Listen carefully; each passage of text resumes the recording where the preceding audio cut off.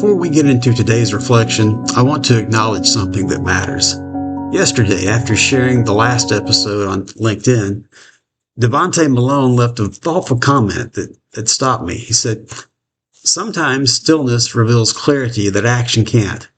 How do you perceive this pause?"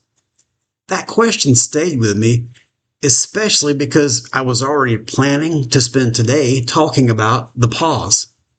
It was almost like Devontae was reading my mind, because often the most important moments in leadership don't come from answers that we prepare. They come from questions that someone is brave enough to ask. So, Devontae, thank you for that. In many ways, today's episode is a response to that question.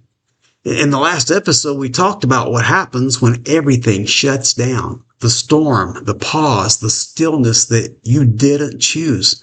But there's a question that always follows that kind of moment. What does it expose? Because stillness is never neutral. When the momentum stops, something always comes to the surface, not externally, internally. This episode isn't about storms.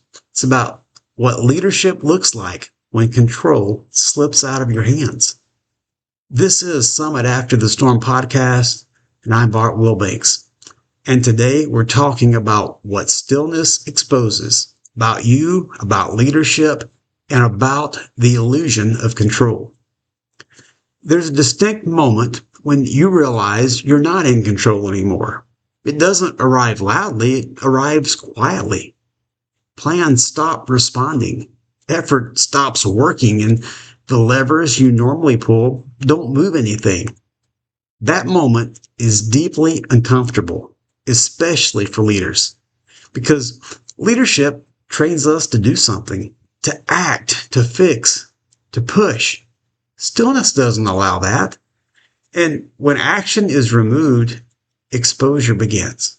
Stillness reveals where your confidence actually comes from. Is it rooted in emotion, results, control, or something deeper? When movement stops, you begin to notice what you've been avoiding, what you fear losing, what you use productivity to outrun. This is why stillness feels threatening. It removes distraction, and clarity isn't always comfortable. On Kilimanjaro, there was a point where effort stopped mattering. Not because we lacked discipline, not because we lacked desire, but because conditions changed. I mentioned this yesterday. Oxygen dropped, the weather shifted, and no amount of force could override reality. That moment taught me something that leadership rarely does. Control isn't strength. Awareness is. Knowing when to stop isn't weakness. It's responsibility. Stillness, the pause, as Devontae called it, exposed the difference. There's a verse that often gets quoted but rarely lived. Psalm 46, verse 10. "Be still and know that I am God." This isn't a command to disengage. It's an invitation to release control. Because sometimes leadership growth doesn't happen through action. It happens through restraint. Stillness doesn't mean passivity. It means awareness without panic. Immature leadership rushes to restart. Mature leadership asks better questions first. Stillness exposes whether you're leading from fear, ego, or wisdom. Strongest leaders don't fear the pause, they use it, because clarity doesn't arrive in chaos. It arrives in quiet. So here's the question worth setting with.